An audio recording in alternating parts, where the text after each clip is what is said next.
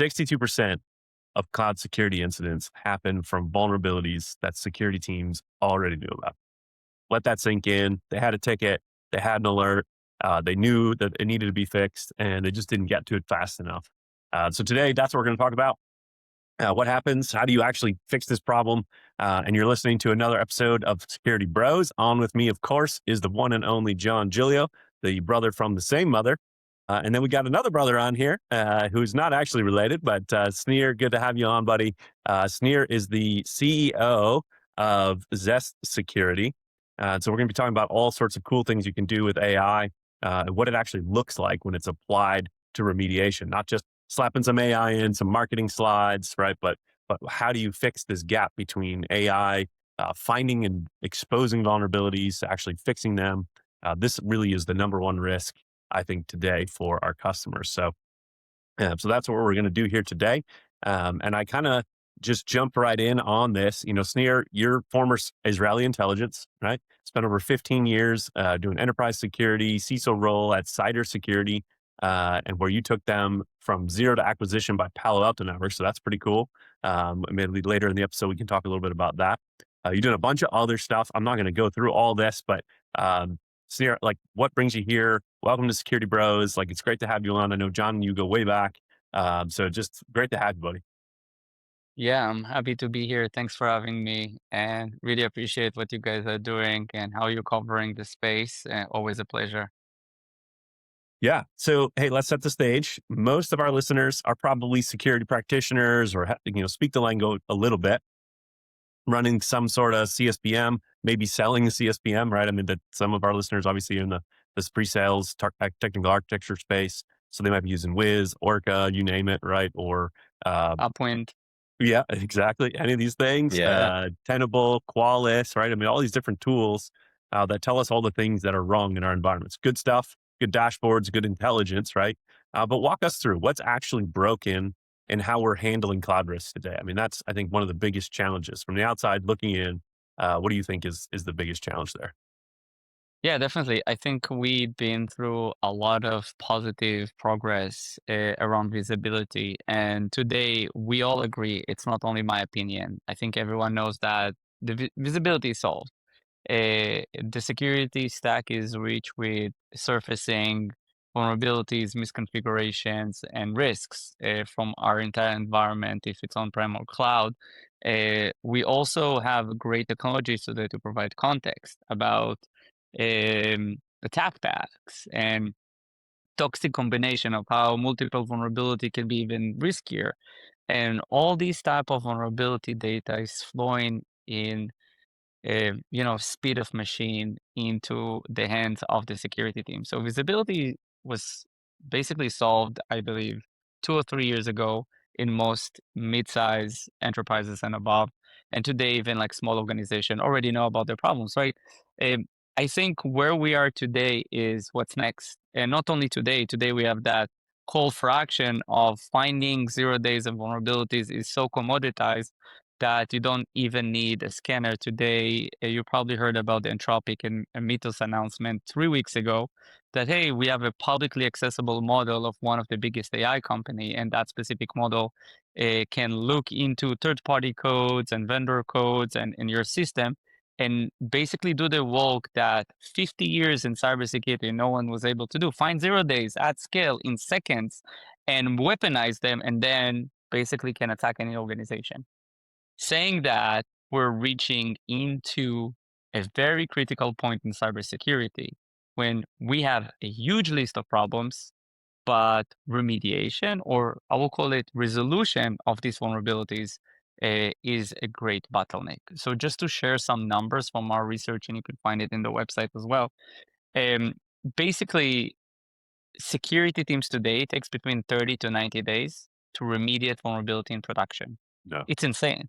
that's And not. if you look on the Verizon report and M-Trend report that was released in about the incident they say in 2025, this year basically, less than a day to since a CV or vulnerability is published until you actually see threat actors exploiting it in the wild and you're under attack. So you have less than 24 hours to resolve a vulnerability But today, because this remediation process is taking between 30 to 90 days, organizations have basically have no way to win. The assumed breach is getting a whole Yeah. new approach right here. So I think the biggest problem right now is how we becoming proactive and what we do with all the vulnerability data we have. Yeah, I think it's super important. SANS, I guess it was end of last year, along with the CSA, came out and said, "Hey, full stop, put everything down, go start a VulnOps practice inside your organization." Right? That came out end of last year, so this is before Mythos, right? Before, like we knew this was coming, we knew the AI thing was going to blow up in our faces, and so they were like, "Hey, red flag, go out here and start thinking about how you're going to remediate at a much faster pace than you have been." And so to your point, like that's an area where we really need to stop and think about how we do this, right? So the tooling I think that's out there, you guys did that cloud risk exposure impact report, so which is where that 62% number came from that I opened with, right? It came out of that. So as we start thinking about that type of stuff, what are some of the things that you saw maybe in that report as you were going through that data and putting that together that surprised you? And then secondly, how are you trying to address those with what you're doing at Zest Security? I think the VulnOps thing is another part of the discussion, but really starting with what you're doing in this space. Yeah, a great question. So just to cover things that we knew about, but we're surprised that we talked to over 150 enterprise security experts. We didn't talk to the CISOs. We talked to the people that actually managing vulnerability and exposure management or cloud security. And what they told us that they have an ongoing of at least 150 critical vulnerabilities under SLA in their backlog, ongoing 150. And that was a year ago, right? When we actually performed the research way before Mythos and everything you just mentioned.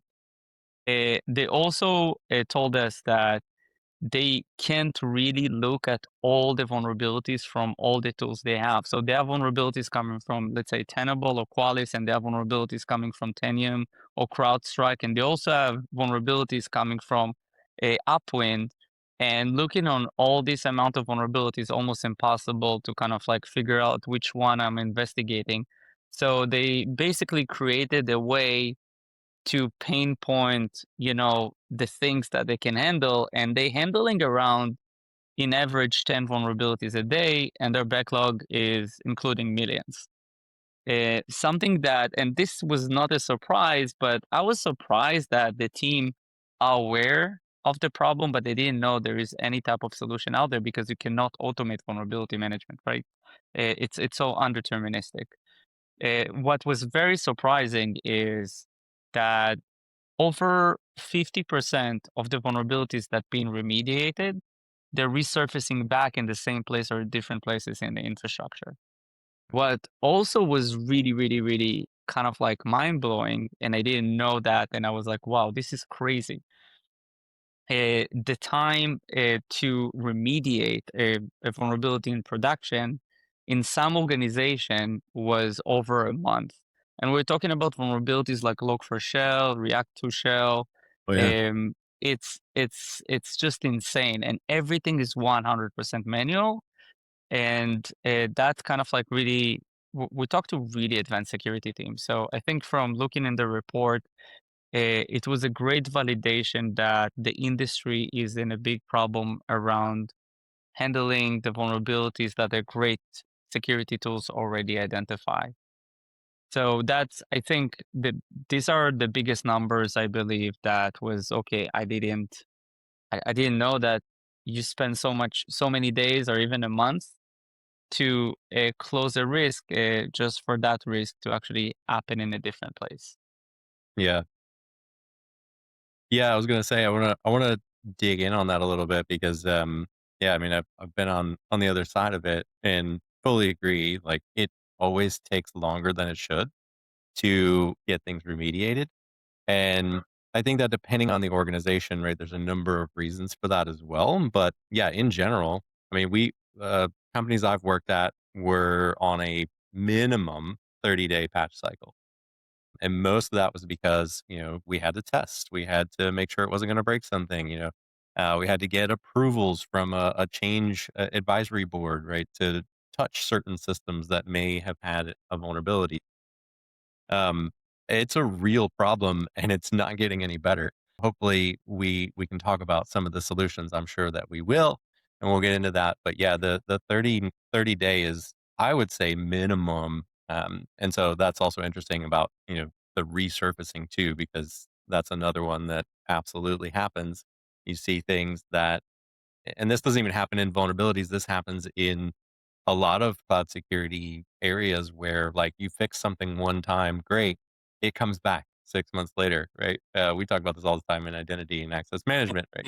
You go do a bunch of cleanup and then, you're Yep. right back where you started 6 months later. So, yeah, I mean, I'm curious in your opinion, your thoughts on that. Like, is that a process problem? Is it tooling? Is it architecture? All of the above? Like, what do you think on that?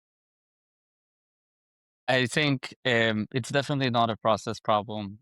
People are always blaming the process, and finger pointing is the biggest thing that's killing cybersecurity efficiency. And I think one of the biggest problems with remediation is in most, I think 90% of the cases, the security team is not the one to go and fix things. They need to work with their peers. And because they're not reporting to the CISO, they're reporting to the CTO, VP R&D, head of IT, and so on. It's like you cannot just tell them like, hey, you have a 24 hours window to fix it right now. Leave everything you're doing and just fix my tickets. It doesn't work. It just doesn't work.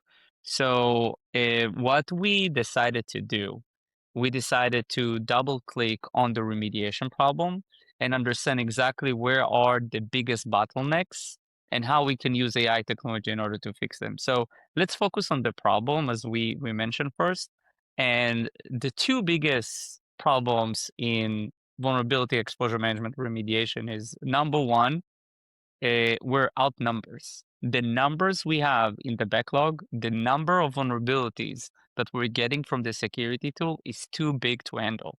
When we're looking on hundreds of thousands or millions, no matter how smart the team is and how many automation and filtering we have, the reduction is still not going to be sufficient enough to deal with these numbers. So the first thing is basically to achieve a cohesive number of things that are actually risky for your organization. And that's the biggest problem because the scanners goal, the security scanners, vulnerability scanners, CSPM, CNAP, their goal is to surface risk. This is what they do. This is what they do best. They're rather to give you as many false positive as possible and not to miss, God forbid, a true positive, right? We need to have all the data and all the signals. We used to complain about it, but it's actually a really good thing because right now with AI, the more data we have, the better the decision we make. So Yes. we're getting all that amazing information and all these vulnerabilities in, and we don't have the manpower, and we cannot just rely on static analysis to decipher which one is actually vulnerable. And what I'm asking security teams, and they say like we have 190 really critical vulnerabilities in the CSPM, and they prioritize it. We like the prioritization. Then I'm asking them, do you really believe that you currently have 100 reachable, exploitable, critical vulnerabilities that actually exist in your environment that today you can take your environment down and do all these crazy things and exploit all these crazy vulnerabilities? Because if it was the case, you'll be living from one incident to another. By the way, do you have some organization that in that stage? But most of them are not. And the answer is only 1 or 2% of all the vulnerabilities that your tools are finding are actually can be exploitable in your environment. And that's a fact. This is something we can prove. This is something we're proving every day. So this is the first thing, the bottleneck and fighting the numbers. Sorry, I want to jump in right there because I think this is a good conversation right now. As you said, hey, 1%-2% is the fact, right? Like that's the measure that we know is exploitable. What do you think about the face of Mythos, right? I mean, Mythos, open source models, it's not like Anthropic's going to be the only model out there that's being used to find and exploit vulnerabilities, right? I mean, now we're already seeing by the time you hear about vulnerability, it's already been exploited, right? Now the question is, where in your organization does it sit? Is it exploitable? Is it in line somewhere that someone can get to it? All these kinds of things. But here's my question. I sat through a couple of presentations over the last couple of weeks from incident responders, and in every single one of the incidents, the attacker got in through stolen identities. Like, we know that that's a whole different problem we're not talking about today, but then gained access to the system. So normally when we think about our systems, we're thinking about like perimeter controls, isolation, right? But if the attacker gets in and now it's got John's credentials, right? And I'll pick on John, and he's over permissioned and he's in there acting as John. Well, now that vulnerability that should have been cordoned off, that should have been isolated, is all of a sudden a real risk because it's already been exploited. So this is where my mind is really getting like, we have to, all of what you just said is true. And yet I think we're at a time where we're also going to need to start like shifting our practice to remediate more than maybe we would have in the past. Because those 1% to 2% are the critical ones. We've got to figure out how to remediate those much, much faster than we do. And then as we do that, I think that practice is going to extend and should extend into all of the vulnerabilities in our environment, right? At some point, all of the vulnerabilities. Now, you may never get to all of them. Right? That's not, again, I don't think that's the goal. It's kind of like, I love the quote. I think it was, I forget the guy's name, CEO of Chef, the founder of Chef, Alex something, right? Anyway, it doesn't matter. He said, DevOps is like Kung Fu. You practice it, you get better over time. Love that quote because I think we're the same thing here. Like, we need to get better at handling vulnerabilities. Anyway, so that's where my mind goes when I hear about this problem, and I think about tools like you guys are developing and bringing to market, and going, okay, we need all of these things, and we got to really challenge it. So anyway, I'm throwing that question, I guess, back at you, Snir. Like you said, 1% to 2%, and my mind immediately goes, well, hold up. I think we're at a time where AI is going to make us, that 1% to 2% is going to become 5 or 6, maybe 7 or 8%, right? Maybe. Yeah, I by the way, I'm agreeing with you, completely agreement. But today, none of the organizations, except of organization, of course, that using Zest, because this is why we build a company, this is what we do. But organizations that aren't using things like Zest, they're not using autonomous AI for vulnerability and exploitation analysis. Yeah. They cannot figure out what is that 1%. So they're not looking on 1%, Rocky. They're looking on the entire thing. And then what they do, and this is something I hate because they know they cannot handle it. They're saying like, you know what? I'm going to filter everything that is publicly accessible, known to be exploited in Kev or in different type of databases. And I'm going to, and only system that I care about. And that's my filtering. And it is what it is because I can't do any better. And all the criticals that are internal system and not publicly exposed, and all the exploitable internals that are high and not critical, they're not even looking at them. So, in many cases, what we also identify that you can have critical with an exploit on a publicly facing system, but when you look on what the vulnerability being required in order to be exploited, it's not even a low or medium, it's 0. This vulnerability is completely irrelevant. So if the scanner said it's critical, the EPSS is high, CVSS is high, you got the context from the CNAP, they say, hey, this asset that is vulnerable is publicly accessible. But the vulnerability itself, it's not exploitable because the service that have the vulnerable version needs to run with local admin. It's not running with local admin. The service that's running in that specific asset needs to have specific configuration, so that configuration will allow the exploitation to run, and the configuration is completely different. The scanners are not doing this analysis work. The scanners are not answering the question if this vulnerability is actually exploitable in your environment. This is what the security team is doing. But again, the security team needs to do it through the million of vulnerabilities they got from the different tools to get to that 1%. And you cannot achieve that with human, and this is where you use AI. And that's only the one problem. We're not even talking about remediation, That's right. which is a whole different problem to have. Yeah, for sure. And so with that, I mean, how then are you attacking that? So Zest Security, right? Obviously there's AI in your tool. Tell us about that. Like, how are you guys approaching that then with the tool that you've built? Yeah, definitely. So we are helping from Fortune 50 companies all the way down to very advanced, small SaaS, high-risk organizations to respond and resolve the millions of vulnerabilities that they're getting in their backlog. So we're working with organizations that already have a vulnerability problem. So you do need to have a CNAPP or vulnerability scanner. You do need also to care about how can I reduce the risk landscape? How can I reduce the attack landscape? How can I kind of control my backlog and do better? And for this organization, what we do is something that was not available in the market before Zest Security. We're taking all this vulnerability data and we're using our AI agents as an army of security engineers and sifting through all these vulnerabilities, and we asking the questions that the investigator, the security engineer, the security analyst will ask. Is that vulnerability exist? If that vulnerability is running, what are the requirements for that vulnerability to be exploited? And Yeah. then we're sending the agents to validate that these requirements being met. So the promise that we have is in 1 week, we'll take all your vulnerability data. And in that 1 week, we're going to shrink your backlog with reasoning in at least 70%.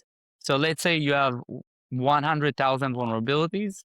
We're going to shrink it in 1 week without modification, without human in the loop in 70%. So think about you waking up in the morning and saying like you have a security debt that you own money, you own 100,000, and then wake up one morning and you just have like at least 70% of that money that you own shrink up in 70%. What an amazing feeling. So that's the first thing we do. The other thing we do, and I think it's very important, we're simulating remediation. We're the only solution in the market that know how to look on your environment, your cloud environment, your on-prem environment. And the problem we're facing is like, even if we prioritize the 10 or 5% that you need to fix, the fixing itself, it's a bottleneck. Remediation, mitigation, it's a bottleneck. So the beauty of what we do, we're looking on compensating controls, we're looking on mitigation, we're looking on guardrails, and we're looking on how your cloud is being structured. And then we have a digital twin technology that we're simulating different type of remediation recursively. That's so cool. And we found that one remediation that can solve a lot of problems. This is how we win, Love it. basically. Yeah. Yeah, no, I mean, that's so critical because, you just hit on a couple things that are super important, right? You go through, okay, I got 100,000 to deal with. You almost like, yeah, never mind, right? I'm out of here. Like, I'm not even going to try to attack that problem. So you cut it down 70% in that first week. But then what you just said is it's not just, okay, these are the ones you need to actually look at, but now we've also analyzed the remaining 30% and said, hey, one, it's compatible. You're not going to have problems if you go deploy this fix. And oh, by the way, this fix right here is the one you need to do, not this other one, right? Because it's solving, let's say you got 1,000 left, right? 700 of these are fixed by this one patch. And so go do that, right? So something that would have taken an analyst days, maybe weeks to figure out, you're applying AI. I love it. This is a great way to just take what we can do now with these LLMs, with these massive models and say, hey, which one of this pile of stuff that I've got to go do, should I actually go do? Which one's going to give me the best bang for my buck? So I love that. And Rocky, Yeah, I want to share something with you and John that we didn't publish yet, but we're working on a report, some very small number. Across all of our customers, we realized and we found that with 15 or 20 remediations, think about it as 15 tickets. We can automatically remediate, but think about like 15 actions will reduce 80 or 90% of this 10% exploitable vulnerability. Yeah. So what we're looking today is like one fix per CVE, which changed the mindset of one remediation for many CVEs all across your organization. So you can take one action and you can remediate hundreds of thousands of vulnerabilities using AI. That's exactly what we do. And this number is in like one ticket to reduce thousands. That's a game so changer. critical. I mean, you're no joke. It's a game changer because we now are in a time where there's 200 plus new vulnerabilities every day, right? People are using AI, Mythos is out there. So now the number of things we got to deal with is even bigger than it was before. and you're saying, hey, wait, time out. You could go do this one thing, knock off 1,000, 5,000, whatever that number is, right? Depends on obviously your environment, but let's knock out a bunch of stuff. And so that as that pile continues to grow, and it's going to continue to grow, we're taking effective steps and not wasting time on tickets that don't matter, right? Yeah, That's we're working efficiently. We're not working hard anymore. It's a new era. It's AI era, right? yeah, Like the team is not working hard. The team is doing that one. Think about patching is like a hammer. You go and you're just like going like yeah, upgrade, patch, yeah, open a ticket, do this. It doesn't work. It doesn't That's how it scale. What feels. we do is like, you know that like that hammer that you have, like you give one small kind of like ping with the hammer in a specific point and the glass is breaking.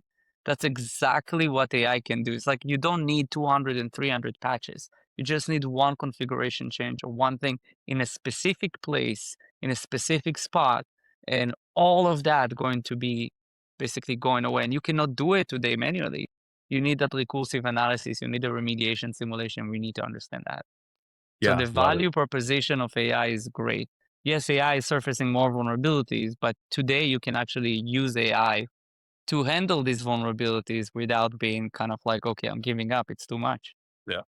Yeah. And Yeah, one of and the I love that you things guys aren't just stopping there either, right? Like you're taking it then to now go do this one patch, but then you're giving the code to go deploy it too, which I think is Mhm. another thing that it takes a bunch of time. But yeah, AI can help us do this, right? Like can help us close this gap. So I want to hear more about that. But John, I didn't hear what you said, so I want to give you a chance to throw your questions at him too. oh, So. you're good. Yeah, yeah. I just keep trying to jump in, but it's good. Interesting conversation. So we're all going back and forth. Yeah, one of the things that, you mentioned and I thought was really interesting when we first, saw what you guys were doing is that remediation path that you were talking about. And yeah, applying the precise hammer in your analogy. I love that. But the other thing that I really liked was that we talked in the beginning that there's this long window of being able to apply fixes sometimes. And sometimes that can't be avoided, right? It's inevitable in some organizations and probably will continue to be, even though everything's moving machine speed. We're talking about all these things. The number of vulnerabilities is only increasing. I'm fully convinced that at least for, I don't know, some period of time, we will continue to have those like 30, 60, 90-day patch windows. So one of the things that I really like that you guys are also doing is providing solutions where, okay, you can apply the patch, but you can do ABC, right? Maybe it's a WAF rule or some other technology that you may have in your environment. So you're not only giving like that precise hammer uh, remediation path, but also saying if you cannot, here are some other options, and that's huge for security teams to be able to have that information and know that like, okay, I can't apply this patch or my company says I can't do this without, XYZ approvals. Now I at least have something else I can go do quickly and protect my organization. Yeah, 100%. We call it like mitigating controls, and that basically is the future, and that's basically what's combined incident response and vulnerability management. So most of our customers, but how we using it? I think it's very interesting. We are using, by the way, cloud have so many native amazing compensating control. Let's take AWS, for example. I know you love GCP, but top of my mind, I And have some Azure, AWS we like them all. examples. That's it. Yeah, so for example, you have service control policies. So many of our customers, they have Wiz and Upwind and things that they're always shouting at. It's like you have secrets or token and clear text in your microservices and Lambda functions. So that's like super, super, super popular kind of critical thing that is very hard to remediate. You need to talk to engineers, you need to work with vault management for secrets. You maybe need to buy an external product or two to handle that. That's very, very tough and it's time consuming. And while you're handling it, it's going to take you a month or so to remediate some of it, and the risk is out there. So what our solution was able to do is we're looking on policies, security policies or service control policies. And we understand that if you have service control policies around your microservices, and again, I'm getting a little bit technical, but just to explain the concept, you can configure your cloud to say like everyone who is accessing these services and asking the services, hey, I see that you have a clear text password or secrets or token. Can you give it to me? This basically native controls and policies that you define in your cloud provider. Don't need to pay money for it. And most likely your DevOps already doing it because they know what they're doing. This policy will basically tell the bad service, malicious SaaS application, or threat actor, oh, no, we're not sharing that. Where the Lambda function is using it to authenticate. We're not sharing that. I'm sorry. So yeah, they actually have this clear text token. So the risk is there, but the way to exploit it is basically almost like 2% of 1% because you have this policy that do not allow anyone to query these functions and retrieve these secrets. So that's one example of very popular mitigating control to a problem that is very hard to remediate. To identify it and kind of like operationalize mitigating controls, Yeah. it's really tough. And again, this is where we use AI. This is where when we're connected to your cloud environment, we understand your security policies, we understand your native policies, and we're marrying these policies with the vulnerabilities and misconfiguration you have. And then we'll Yeah. tell you, hey, you see all of this? This is not critical because you have all these compensating controls. So reducing the risk, or hey, these are really bad. If you cannot fix it, we call it resolution path. You can remediate them. Maybe it's painful, but in the other end, you can mitigate them by defining these policies. So we always giving our customers options, the fast and the deep Good, remediation better, option. best, right? Exactly. Yeah. If you want to do a surgery or you want to take some painkillers. So sometimes painkillers is the only way to go. Legacy systems and things that cannot be patched right now, cannot be changed. But don't be hooked into painkillers because we all know it's not ending up well. That's right. I like that analogy. Yeah. I think Yeah, actually that's that great. works really well in this case. Yeah. Take too many painkillers, it's going to bite you in the butt later, right? Yeah. But It's it's fun in good. the beginning, but only in Yeah. the beginning. And it's funny. I'm doing some advisory work for a company on their application architecture. Sure enough, clear text, keys, and I was like, "Oh man, yeah, this is bad. Like, please don't release this like this," you know. But it's just one of those things that shows up all the time. And so, to your point, man, right? Having a way to mitigate that, yeah, it showed up. Yeah, it's critical. Yes, you shouldn't do that. But then, hey, here's a recommendation for at least in the short term, you can go fix this. Cause yeah, going back, changing the keys, stuff's going to break. You got a bunch of testing to do, right? You're not just going to go do that right away. Again, I think we need to start thinking about how do we architect and build in that way that we can do that. But that's not going to happen overnight, right? You're not going to get to that base overnight. And so, in the meantime, you got to do something. Can't just leave that key sitting out there, or if it's sitting there, like you said, right? We got to have a mitigating control that's going to keep it from getting exposed. So very Rocky, cool. for that, do you have time for like a quick story from Yeah, last let's week? do it. Let's do it. Like very fast. So one of our customers was reheat massively with the supply chain attack that happened with, if you heard about Aqua and Trivy and malicious codes was injected. Yeah, And the problem with that was that the when it's a supply chain attack, it's not your code. So at least in the first time when you do containment, it's almost impossible to kind of change it. And you're also relying on the supply chain provider to give you a patch. And sometimes patch is not available. yeah, What our system did very well and very fast is automatically, again, everything is happened with agents. This is not a service. This is not, we're calculating and we say like, okay, we see that there's no remediation path, but we see that you have a specific security policy, and in that specific attack, you have data exfiltration, command and control, right? Like the attacker was communicating outside on a specific port in a specific way. So looking into the asset, we provided a VPC, or in this case was Azure, so it was a VNet configuration. So the agents already and automatically, because they understand the CV, they understand the vulnerability, they understand the problem, they correlated that with the current VNet, the internal network configuration of the cloud. And it's like, hey, you can actually change the VNet, change these ports and these gateways. Once you do that, you basically mitigate that specific exposure and you contain the incident.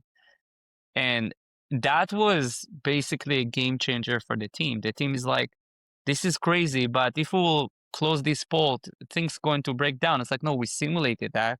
And it looks like nothing is actually walking around this specific configuration. So you are safe. Using that context, using that specific agentic a resolution path, they were able to contain a very sophisticated supply chain attack in less than 6 hours, just by applying the mitigating controls. Yeah. Yeah, super key. And, I think that's something relatively new from Zest too, right? You guys announced that RSA, the agents. So talk about that a little bit and like how, we've seen AI everywhere, of course, on all the things, every security product. And I do think it's going to be, okay, I'm going to go on a side rabbit hole here first, or rabbit trail for a second. I think every security company is going to build agents, and they should, right? Every security tool is they should do it. They should build agents, MCP servers, APIs, whatever, right? And that's where I think we're also going to have to start thinking about, agentic controllers and all sorts of stuff. So whole different, again, another conversation, another day, but you guys have your own agents. And I think that's super important. Like talk about what you're doing now with agents, kind of to that point, with these agents that were able to say, hey, VNet configuration, let's go here. This is how we fix this, how we mitigate this right away. Tell us a little bit about what you guys are doing there. Yeah, I think what you mentioned is right, but I don't believe that our customers really care how we do what we do. So use MCP, use agents, use this, use that. At the end of the day, we're living the war zone every day. And we are buying a security product, especially like Zest. And our promise is we're going to take all your problems and we're going to provide solutions, and it's going to be autonomous. Our remediation, mitigation, this solution, it's autonomous. So the idea is to move from a static vulnerability management, static cloud security, static exposure management to preemptive and autonomous exposure management. Yeah. And if you do it with agent or you do it differently, it's fine as long as it's autonomous, as long as you don't need that person to go and investigate a vulnerability. You don't need a person to go and prioritize a vulnerability. You don't need a person to go and kind of like decide what to do and how to do. The reason is we have no time. Yeah. So what our agents are basically doing is completely different things. That the end goal is to go to the security team and say, like, you do this, you do this, you do this, instead of a list of vulnerabilities, a Yeah. list of resolution. It's like, this is what you need to do in order to make it work. And we also added, and the new agents are not only, we have sweeper agents that removing the one that is not exploitable. We have remediation simulation agents that doing remediation simulation. And we added agents that interacting with your deployment system. So if you have patching system, if you use SSM in your cloud, if you use like Intune or iTunes, the Microsoft patching for on-prem cloud, the agent basically guiding, we're the brain for the remediation. So they're talking to your deployment processes and actually applying the fix. So our goal is to have zero man in the loop, no man in the loop, and let our agents do as much as they can in all the use cases that we feel safe with. And slowly, we open up the gate and allowing agents to do more work for us without our interference. And that's the future. And this is what we're releasing on a monthly basis. We're releasing more autonomous activities around remediation that our customers feeling comfortable to actually, okay, we're not touching anything. It's working by itself. In the beginning, you need to have trust. This is what we do in a POC. That's It's right. like, let us run for a month, gain the trust. The DevOps team in the beginning, the security team excited. The DevOps team is like, listen, John and Rocky, you're not touching, you're not telling us what to do. How are you, like, what's that? And after a month, the DevOps team is like, hey guys, like, but why you're asking us to do it? It looks good, and you asking the same thing all the time. Can you just do it by yourself, or can you just hook up into Ansible? Can you just like run this specific in SSM? Or it's like, yes, and this is exactly how we're expanding. Love it. And it's That's the so future. it is the future. And I think I mean, it has to be, right? I mean, in the face of stuff like Mythos, we're already seeing now this shift. Like, again, I think sounds, many others last year, everyone's saying AI is coming, AI is coming. The trust isn't there. We need to work on the trust. Now we're at the time where like, well, cat's out of the bag. So time to start thinking about this and then building that trust, right? Getting to the point where you can say, all right, I've done this 100 times now and 100 out of 100, nothing broke, right? So let's let it run. Let's do its thing. But I do think we're going to break some stuff along the way. I mean, it's always the way, right? Is you trust it and then it does go off the rails that one time, right? And so something breaks. So I think there's more to it than just saying, hey, go nuts. You got to think about all those other pieces, just like you always have had to, right? Is the code good? Yeah, it looked good. We deployed it. Something broke anyway. Cool. Do we have good backups? Are they immutable? Can we restore? Is the configuration there as code, so we can quickly back to where we were? We got version control, all that stuff. So like, no, we shouldn't let agents just run amok without all those good practices in place, but we do need to get to a point where we need to let these agents do their thing and protect us. Right? Yeah, think about it. Like 80% of the code of SaaS companies and the code that you're writing, agents are writing it and deploying it. So That's right. why not to do it for security? Engineering already doing it. DevOps already doing it. Yeah. We need to do it for security, and it's the same process. When cloud code is writing code, and kind of like you have CI/CD, you have QA, you have like staging, and then you have production, and it's all running and it's all smooth and it's fine. The same thing, the same process you can use for security, and that's exactly when we're kind of combining your CI/CD, combining your deployment process, combining your existing processes to deploy code in production or deploy patching in production, deploy changes in production. Just do it for security purposes. Nothing is changed.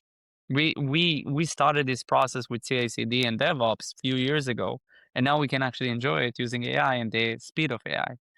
What I like to say, and I think it's a sentence that I'm starting each and every one of the meetings I do around where we're heading. So the security team of the future won't open tickets. They will run platforms where vulnerabilities are autonomously remediated in less than 5 or 6 hours. So in the future, we believe in the very near future, our production environment going to have a self-healing system, and this is exactly what Zest is aiming for. Yeah. Self-healing system that vulnerabilities will be in production, but they're going to be autonomously handled and resolved in less than 12 hours. I love That's it. the near future. That's the goal. Yeah. And I think it's a good goal, right? It's the only way we're going to survive in the face of AI is by doing that, getting to the point where we have automated remediation. And I love that you said 5 or 6 hours. I think one of the other things that we need to start seeing and doing as security practitioners is measuring mean time to resolution, to actual remediation, not just, hey, we saw this ticket or we saw this critical vulnerability. We opened a ticket and then eventually we fixed it, but actually, can we fix it in 5 to 6 hours, right? It showed up. Again, there's going to be new vulnerabilities every day. So the question is, the ones that actually are critical, we've already used security to tell us this one really needs to be fixed, right? The agent already went out and built the code for us to fix it. Did we fix it in 5 or 6 hours, right? And if we did, cool, we're on track. Things are going well. And now we can focus on, the actual things that make us more secure in the future, right? And not just remediation. Because that's the other. Prevention. Yeah. Like, hey, let's go do some, Yeah. maybe offensive security or something else, right? Like, let's go have some fun. So anyway, yeah, good stuff, Snir. As we wrap up, how can people learn more about Zest Security? What's a great way to like test out what you guys are doing and just learn more about Zest? I think in general, just to reach us out, we have a very smart security team. So once you go to our website, thesecurity.io, you can see all the use cases there, but you can also ask for a demo. The demo is with no just salespeople that are not technical. We actually have our security experts that's running a demo, asking what you care about, which type of vulnerabilities you have, which type of tools you have, and running some use cases with you. It's only 30 minutes. You see a great technology. Worst case, you see a very good agentic technology. Best case, you kind of like, okay, that's exactly what I need, and then we can move forward for that. We're posting a lot of research in LinkedIn, so we're really active in the security LinkedIn page. And myself, as you know, I like to talk about vulnerabilities and remediation and where I can help and where it couldn't. So you can follow me in LinkedIn, Snir Ben Shimol as well. So Love it. really happy to meet anyone. Yeah. Anyone who tunes in, check it out. It's definitely worth checking out. I was blown away the first time I saw what you guys were doing. Obviously, I just launched a company where I'm partnering with you, Snir, on this stuff. And like, I believe this is the way. So it's obviously awesome to have you on the show and be able to tell our listeners about what you're doing. But I really believe this is the way. We worked with a lot of tools. I mean, I've worked with Wiz and Orca and Tenable and Qualys. I mean, worked with them all. They're all great tools. They're all doing really cool things. If you didn't see the announcements at Google Next and all the stuff Google's doing with Wiz and Agent, awesome, right? That is the path forward. This is still a huge problem, and it's going to continue to be one. And so you've already done the work. You've built the platform, the AI, the agents to help us do this. It's definitely worth checking out. So yeah, if you get a chance, pop over to zestsecurity.io, request a demo. It's worth it.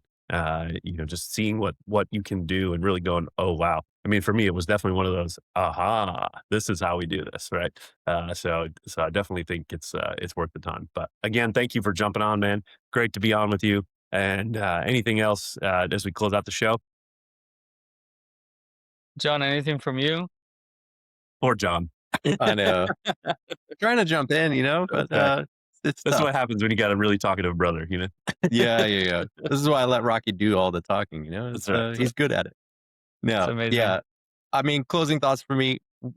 We've covered, right. We've got to get better at it. We've got to get faster at remediation. We know that. We know that as an industry, everybody knows it. It's a tough challenge. And so I think there's two sides of it, right? One is let's get better at it. Let's talk about how we can improve. Obviously, we have to do that. But the other side is where can we apply things at machine speed that aren't necessarily, patch related or slowed down by these processes that we have in our company. So, yeah, I think there's two things that we need to really do kind of in parallel.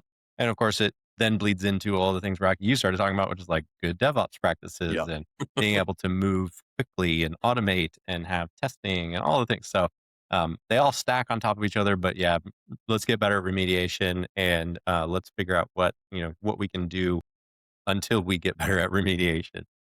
So yeah, I love it. Definitely. Thanks, Snir. Thanks for joining us. Yeah, good stuff. Thank you so much for having me. It was fun. Check out zestsecurity.io. And Ben, good to see you, buddy. Good to see you. Thank you.